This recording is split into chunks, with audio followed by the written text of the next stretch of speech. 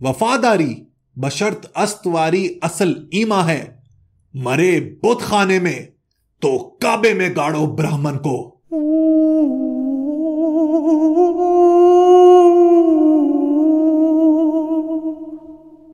दोस्तों, इस्लाम और साइंस के हमारे इस सफर की आज आखिरी मंजिल है।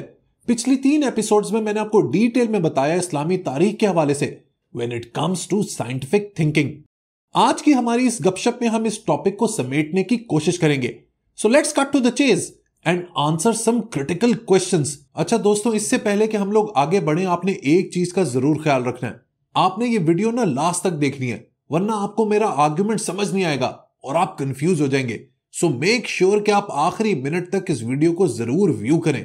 पहला बड़ा सवाल यह है कि क्या इस्लाम और साइंस के दरमियान कोई कनेक्शन है या नहीं। तो दोस्तों, इसका जवाब समझने से पहले मुझे आपको यह समझाना पड़ेगा कि क्या रिलीजन और साइंस के दरमियान भी कोई कनेक्शन है या नहीं। तो जनाब, फंडामेंटली रिलीजन और साइंस के दरमियान कोई direct, and I repeat this word, कोई डायरेक्ट कनेक्शन नहीं है। लेकिन व्हाई डू आई से दिस? देखें दोस्तों, इसकी बहुत ही सिंपल एक्सप्लेनेशन है। साइंस का मेन मकसद है इस मादी दुनिया को एक्सप्लोर करना, डिस्कवर करना। मादे का मतलब है मैटर, और मैटर आपने साइंस की किताब में पढ़ा होगा कि हर वो चीज जिसका कोई मास है या वो स्पेस ऑक्युपाई करती है वो मैटर है। तो चाहे वो सॉलिड हो, लिक्विड हो, गैस हो या प्लाज्मा। साइंस को इस बात में कोई इंटरेस्ट नहीं है कि किसी का बिलीफ क्या है, कोई हिंदू है या मुसलमान, किसी का ईमान क्या है।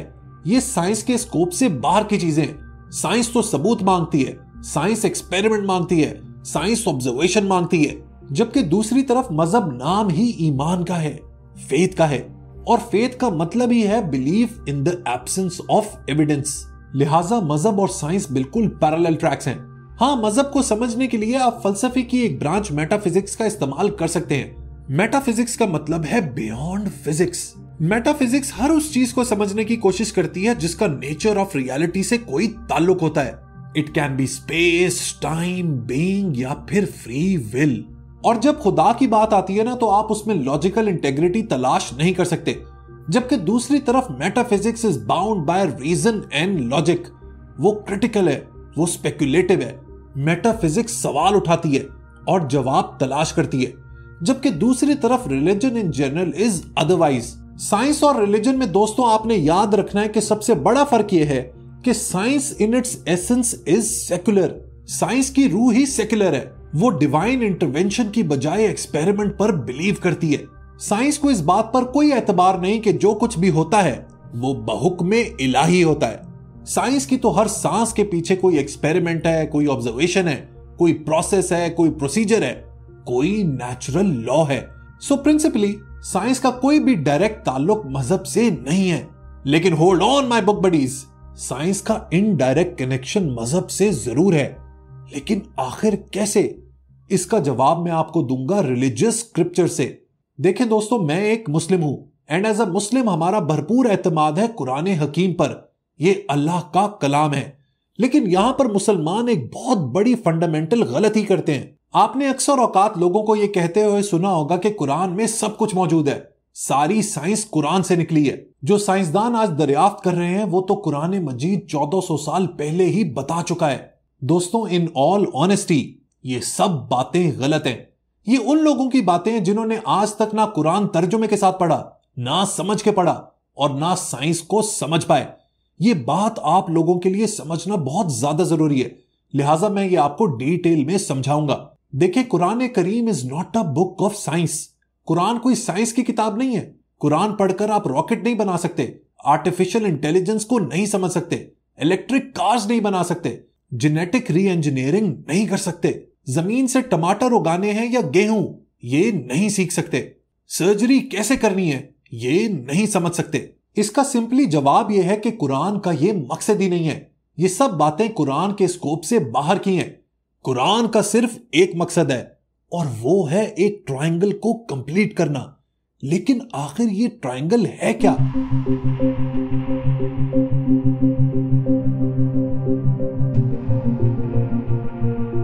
ये ट्रायंगल है 3 चीजों का, जिसमें एक तरफ है खुदा यानी कि गॉड, रब्बुल आलमीन, दूसरी तरफ है ह्यूमन यानी कि इंसान, और तीसरी तरफ है यूनिवर्स यानी के कायनात।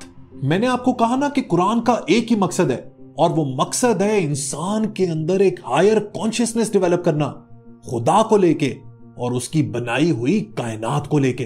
Primary purpose of Quran is to awaken in man higher consciousness of his relation with God and the universe. अब इन तीनों चीजों का कनेक्शन बताने के दौरान कुरान करीम अपनी सिंपल तरीन जबान में कभी कभार कायनात के उसूलों का हिंट दे देता है। इसकी मिसाल आप सूरह रहमान की आयत नंबर 33 से समझ सकते हैं। ए जिनों और इंसानों के ग्रोह, अगर तुमसे हो सके कि आसमानों और जमीन के किनारों से निकल जाओ तो निकल जाओ, तुम जहां निकल कर जाओगे वहां इसी की सल्तनत है। अब दोस्तों, इस आयत को आप साइंटिफिकली देखें तो यहां पर एस्केप वेलोसिटी की बात हो रही है। ये वो मिनिमम वेलोसिटी है जिसके जरिए अगर आप रॉकेट को फायर करेंगे तो वो स्पेस में पहुंच जाएगा। इसी तरह बिग बैंग का इशारा मिलता है सूरह अल अंबिया की आयत नंबर 30 से। क्या काफरों ने यह ख्याल ना किया कि आसमान और जमीन मिले हुए थे, तो हमने इन्हें खोल दिया और हमने हर जानदार चीज पानी से बनाई, तो क्या वो ईमान नहीं लाएंगे? सो कुरान की ये आयत somehow is relating to the big bang, जिसके बारे में साइंसदान कहते हैं कि यहीं से इस कायनात का आगाज हुआ। अब यहां पर ना दोस्तों, मुझे आप लोगों से दो बहुत ही इंपॉर्टेंट बातें डिस्कस करनी है। पहली ये कि इस बात पर सहमत हो जाना कि कुरान मजीद में सब कुछ मौजूद है, सब कुछ मेंशन है। ये बहुत बड़ी रीजन है मुसलमानों की बैकवर्डनेस की, क्योंकि कुरान खुद सोचने समझने की अकल का इस्तेमाल करने की हिदायत देता है। सूरह राद की आयत नंबर 3 का तर्जुमा कुछ यूं है, और वही है जिसने जमीन को फैलाया और उसमें लंगर और नहरें बनाई, और जमीन में हर किस्म के फल दो दो तरह के बनाए, रात से दिन को छुपा लेता है। बेशक इसमें निशानियां हैं ध्यान करने वालों के लिए। इसी तरह सूरह जासिया की आयत नंबर 13 का तर्जुमा कुछ यूं है, और तुम्हारे लिए काम में लगाए जो कुछ आसमानों में है और जो कुछ जमीन में अपने हुक्म से, बेशक इसमें निशानियां हैं सोचने वालों के लिए। मेरा तो इस बात पर भरपूर एतमाद है कि असल इबादत है ही इस कायनात को दरियाफ्त करना, खुदा के बनाए हुए उसूलों से पर्दा उठाना और इल्म के जरिए इंसानियत के हालात बेहतर करना। इसी सोच से मिलती जुलती बात अल्लामा इकबाल अपनी किताब जावेदनामा में लिखते हैं, जिसमें वो ये कहते हैं कि खुदा के नजदीक असल काफिर, असल मुनाफिक वो है जिसकी सोच तख्लीकी नहीं है, जिसने खुदा के हुस्न में से अपना हिस्सा नहीं लिया, जिसने जिंदगी में इल्म हासिल नहीं किया। सो गोया ये कायनात है ही इल्म के हुसूल के लिए। यहां पर मुसलमान एक और गलती करते हैं, और उस गलती को अंग्रेजी में कहते हैं डॉक्ट्रिनल एब्सोल्यूटिज्म।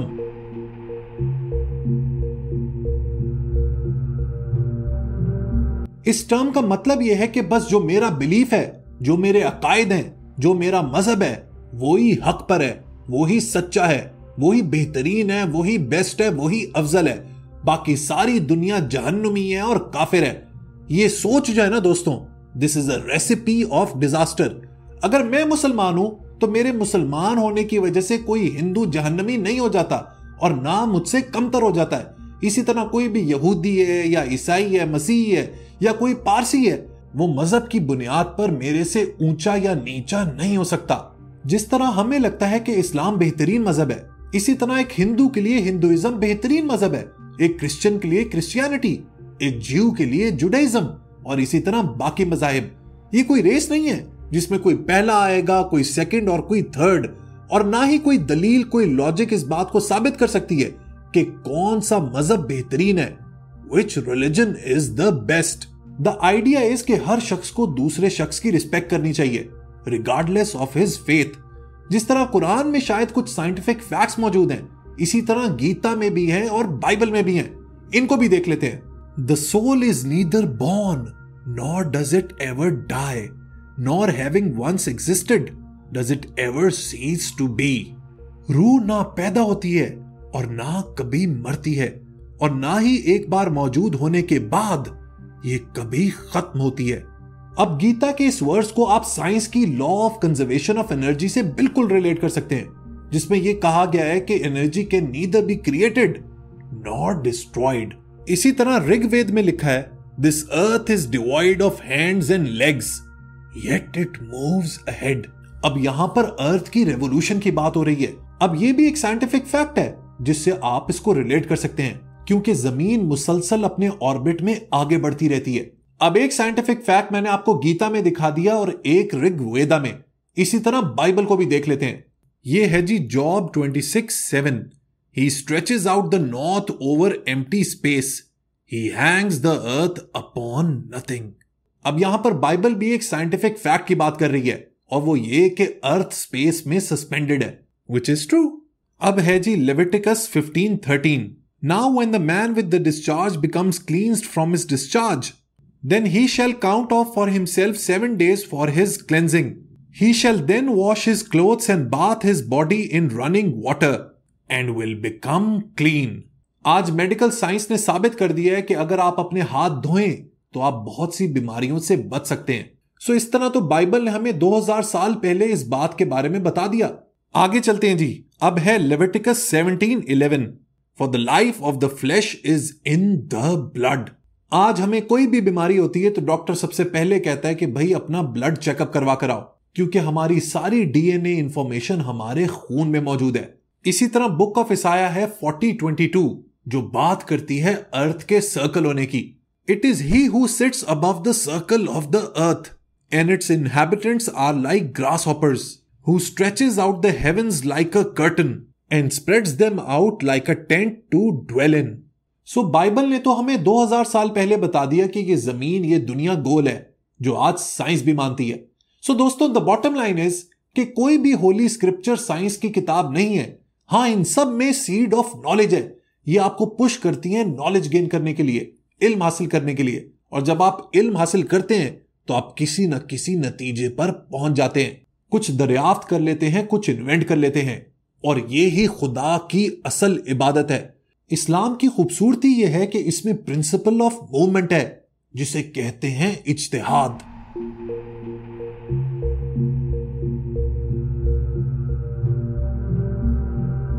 ये वो कॉन्सेप्ट है जो मुल्लाओं के पैरों के नीचे से जमीन निकाल देता है, क्योंकि ये इस्लाम का एक ऐसा रेवोल्यूशनरी आइडिया है जो प्रोग्रेसिव है, मॉडर्न है, and it let's the religion move ahead with time. अब जरा अपनी कुर्सियां थाम के बैठिएगा, क्योंकि मुल्लाओं ने आज तक जो भी आपको बताया है वो आपके सामने चकनाचूर होने वाला है। हमें हमेशा बताया गया कि इस्लाम के जो अकायद हैं वो पत्थर पर लकीर हैं, वो बदले नहीं जा सकते। They are etched in stone. Let me tell you दोस्तों, ये एक फॉल्स स्टेटमेंट है। इस्लाम की खूबसूरती ये है कि इट इवॉल्व्स विद टाइम। इस्लामी कवानीन में इर्तिका की गुंजाइश है। Islamic law is not stationary, it is capable of development. लेकिन ये ऐसी बात है जो कंजर्वेटिव मुसलमान सुनने को तैयार ही नहीं है। उसकी वजह यह है कि इसके लिए उसे अपने इंटेलेक्ट का इस्तेमाल करना पड़ेगा, सोचना पड़ेगा, फैसला करना पड़ेगा, रीजन, रैशनैलिटी, अपनी इंटेलिजेंस की फैकल्टी का इस्तेमाल करना पड़ेगा। अब जब सोच इज्तिहादी की बजाय तकलीदी होगी तो फिर इज्तिहाद कहां से होगा? लेकिन इस बात में मैं आपको क्लैरिटी दे दूं कि कुछ बुनियादी अकायद वैसे ही रहेंगे, जैसे कि खुदा की तौहीद, अल्लाह एक है, और इसी तरह हुजूर पाक सल्लल्लाहु अलैहि वसल्लम अल्लाह के आखिरी नबी हैं। इस तरह के अकायद अटल हैं। बाकी मामलात की दुनिया में वक्त के हिसाब से बदलाव किया जा सकता है। ऐसा करेंगे तब ही मॉडर्न सेंचुरी में और आने वाले दिनों में रिलीजन यानी मजहब रेलेवेंट रहेगा। यही एक चीज है जो इस्लाम का सबसे खूबसूरत एसेंस है, जो शायद बाकी मजाहिब में मौजूद नहीं है। जो सारी इस्लामिक लॉ है ना, वो सब ह्यूमन इंटरप्रिटेशन है, लिहाजा they can not claim finality. मजहबी पेशवा आपको हमेशा यही बताएंगे कि ये दीन है और यही दीन है, और इसमें किसी भी किस्म का रद्दो बदल मुमकिन नहीं। लेकिन बुक बडीज, आप लोगों ने मेरी बातें हमेशा याद रखनी है कि इज्तिहाद इस्लाम की रूह का हिस्सा है। यहीं से अब मैं आपको बताता हूं indirect connection between Islam and science. इज्तिहाद का दोस्तों मतलब है इंडिपेंडेंट रीजनिंग, यानी कि आप अपनी इंडक्टिव लॉजिक के जरिए under the principles of Quran फैसला ले सकते हैं। इस्लाम में इंडिपेंडेंट रीजनिंग की इजाजत दी ही इसलिए गई है कि ये जो हमारा प्रोसेस ऑफ लाइफ है ये मुसलसल आगे बढ़ता रहता है और बढ़ता रहेगा। दुनिया की कोई ताकत वक्त को आगे बढ़ने से नहीं रोक सकती। ऐसे में एक स्टेशनरी लॉ के ऊपर आप अपनी रियासत का, अपनी सोसाइटी का कयाम करेंगे तो उनका वही हाल होगा जो आज मुसलमान मुल्कों का हो रहा है। The speed of science and technology is breathtakingly fast. हर नया दिन एक नया चैलेंज लेकर आ रहा है।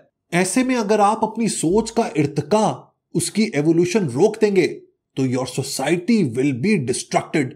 यही वजह है दोस्तों कि कुरान मजीद के अंदर इंडक्टिव रीजनिंग को प्रमोट किया गया है, जिसकी मिसालें मैं ऑलरेडी आपको दे चुका हूं। इसके बारे में इकबाल अपनी किताब रिकंस्ट्रक्शन में क्या खूब लिखते हैं। The teachings of Quran suggest that life is a process of progressive creation which necessitates that each generation guided but unhampered by the work of its predecessor should be permitted to solve its own problems। Quran की तालीम ये बताती है कि जिंदगी तरक्की पसंद तख्लीक का एक अमल है, जिसके लिए जरूरी है कि हर नस्ल अपने पेशरो के काम से बेनियाज होकर इसे अपने मसाइल खुद हल करने की इजाजत दी जाए। ये मुसलमानों की इंटेलेक्चुअल लेजीनेस है कि हम लोग तकलीदी सोच में पढ़कर आज तक कुछ नॉवल नहीं कर पाए, ना कोई सोच में नॉवल्टी और ना ही कोई किरदार के अंदर। आज की दुनिया के मॉडर्न प्रॉब्लम्स को मॉडर्न सॉल्यूशन चाहिए, और जब आपका दीन खुद इज्तिहाद को प्रमोट कर रहा है, then why are we left behind. कुरान हमें बार बार कह रहा है कि अकल का इस्तेमाल करो, और यहां पर मौलवी हमें कहता है कि अकल ईमान की दुश्मन है। यहां पर किताबें पढ़ने से मना किया जाता है, यहां पर सवाल करने से मना किया जाता है, यहां पर सोच पर पाबंदी है, यहां पर इवन यह भी मना किया जाता है कि कुरान मजीद को तर्जुमे के साथ ना पढ़ो। This is the level of our intellectual decline. बहरहाल इनडायरेक्ट कनेक्शन इस्लाम और साइंस का यह है कि इस्लाम की नजर में कोई दीनी या दुनियावी तालीम नहीं है। इस कायनात का हर उसूल दीन का हिस्सा है, और वो अजीम लोग जो साइंसदानों की शक्ल में इन फिजिकल लॉज को दरियाफ्त करते हैं, मेरे लिहाज से वही अल्लाह की कुर्बत हासिल करते हैं। आपको पता है दोस्तों कि आज पाकिस्तान में शायद दुनिया में सबसे ज्यादा डायबिटीज के पेशेंट्स हैं। आज से ऑलमोस्ट 100 साल पहले 1921 में फ्रेडरिक बैंटिंग ने इंसुलिन को इजाद किया। आपको पता है उससे पहले शुगर के पेशेंट्स के साथ क्या होता था? The only cure was control of diet, और उस डाइट को कंट्रोल करके भी एक पेशेंट सिर्फ 2 साल की जिंदगी हासिल कर पाता था। अब जस्ट इमेजिन करें कि फ्रेडरिक बैंटिंग ने कितने करोड़ों लोगों की जान बचाई अपनी इस इजाद से, तो अल्लाह की कुर्बत वो क्यों हासिल नहीं करेगा? इसी तरह 2UU जिसने मलेरिया का इलाज किया और हर साल करोड़ों लोगों की जिंदगी बचाई, इसी तरह Alexander Fleming, the man behind antibiotic. आज एंटीबायोटिक ना हो तो हम लोगों की जिंदगी पूरी नहीं होती। आप लोगों को यह बात पसंद आए या ना आए, लेकिन रियलिटी यह है कि आज का साइंसदान ही खुदा की असल इबादत करता है। हम तो नमाज रोजे रख के तस्बीह करके अपने पर्सनल गॉड को खुश कर देते हैं और कहते हैं कि भाई अब तू सहमत हो जा, अब हमने सारे गुनाह कर दिए, अब हमने जाली दवाइयां बना दी हैं, जाली दूध बना दिया है, बच्चों को गलत इंजेक्शन लगा दिए, हर चीज में मिलावट कर दी है, बस अब नमाज पढ़ ली है, अब तूने संभाल लेना है। यही वजह है कि हमारे मुआशरे का आज ये हाल है। एनीवेज दोस्तों, अब हमारा जो पहला बड़ा सवाल था ना, मैंने आपको बहुत ही डिटेल में उसका आंसर दे दिया है। अब उससे एक बड़े सवाल का जवाब देने की बारी है, और वो सवाल यह है कि अब हमें करना क्या है, हमें अब आगे क्या करना पड़ेगा ताकि हम अपने बदतरीन हालात बदल सकें। तो ये भी डिस्कस कर लेते हैं। सबसे पहले ये कि we need to give up militancy. जिस बम धमाके को देखो, जिस दहशतगर्दी को देखो, उसके पीछे कोई ना कोई मुसलमान निकल आता है। इन दहशतगर्दों का सबसे बड़ा मसला यह है कि अपने गिरबान में झांकने की बजाय they blame the west for everything. जो भी गलत हो रहा है मुसलमानों के साथ, वो सब मगरिब की साजिश है। कोई जुम्मे का खुतबा खत्म नहीं होता जब तक हम यहूदो निसारा के नीस्तो नाबूद होने की दुआएं न मांगे। ये सब ड्रामेबाजी बंद करनी पड़ेगी और फोकस करना पड़ेगा मॉडर्न एजुकेशन पे, लर्निंग पे, ऑब्जर्वेशन पे, एक्सपेरिमेंट पे और प्रोग्रेसिव थिंकिंग पे। लेकिन ऐसा करने में सबसे बड़ा मसला यह है कि इस्लामी मुआशरों में जो भी तहरीकें परवान चढ़ती हैं, वो ज्यादातर मिलिटेंसी मूवमेंट्स होती हैं। मॉडर्निस्ट मुस्लिम मूवमेंट्स जो इस्लाम की साइंस के साथ कंपैटिबिलिटी को एम्फेसाइज करती हैं, उन्हें मैस अपील ही नहीं मिलती। लेट मी टेल यू दोस्तों कि पाकिस्तान जैसे मुस्लिम मुमालिक को किसी चीज से खतरा नहीं है, ना इंडिया से, ना इजराइल से, ना यूएस से, ना किसी और से। हमें सिर्फ एक चीज से खतरा है, और वो है राइट विंग फंडामेंटलिज्म। ये जो मजहब के नाम पे मजहबी दरिंदगी है ना, ये जो दहशतगर्द हैं, they are our biggest enemies. Pakistan को अगर कोई चीज तबाह कर सकती है ना, तो वो ये लोग कर सकते हैं, और हमें इनका मुकाबला करना है हथियारों से नहीं, बल्कि मॉडर्न एजुकेशन से। दूसरी यूटोपियन सोच ये कि कोई भी एक निजाम हमारे मसाइल का सोल्यूशन नहीं हो सकता। आजकल की जो दुनिया है ना, उसमें हर रोज एक नया चैलेंज है। Every day is a new day, things are moving at the speed of light. ऐसे में एक डॉगमेटिस्ट ड्रीम को फॉलो करना एक बेकार अप्रोच है। कोई आपको कहे कि हम शरई उसूल ले आएंगे और सब कुछ बदल के रख देंगे, वो आपसे बहुत बड़ा झूठ बोल रहा है। चीजों के बारे में इमोशनल होने की बजाय रैशनल होएं और हर चीज को पीस मील यानी कि एक के बाद एक उसका सोल्यूशन तैयार करें। There is no one size that fits all. As a nation हमें जज्बात से निकल के रैशनल सोच को प्रमोट करना पड़ेगा। एक और सोच जो हमें अपने मुआशरे में बदलनी है वो ये कि मॉडर्नाइजेशन डजंट मीन वेस्टर्नाइजेशन। आप मॉडर्नाइज हो सकते हैं विदाउट फॉलोइंग वेस्टर्न थॉट। मैं आपको इसकी बहुत सी एग्जांपल्स दे चुका हूं इस वीडियो सीरीज में। मैंने आपसे बात की थी अल किंदी की, अल राजी की, इब्ने सीना की, इब्ने रुश्द की। ये उस जमाने के मॉडर्न थिंकर्स थे। They had progressive thinking. मैं ये नहीं कह रहा कि आप फिर से इब्ने रुश्द को फॉलो करें या अल गजाली को फॉलो करें या इब्ने सीना को फॉलो करें।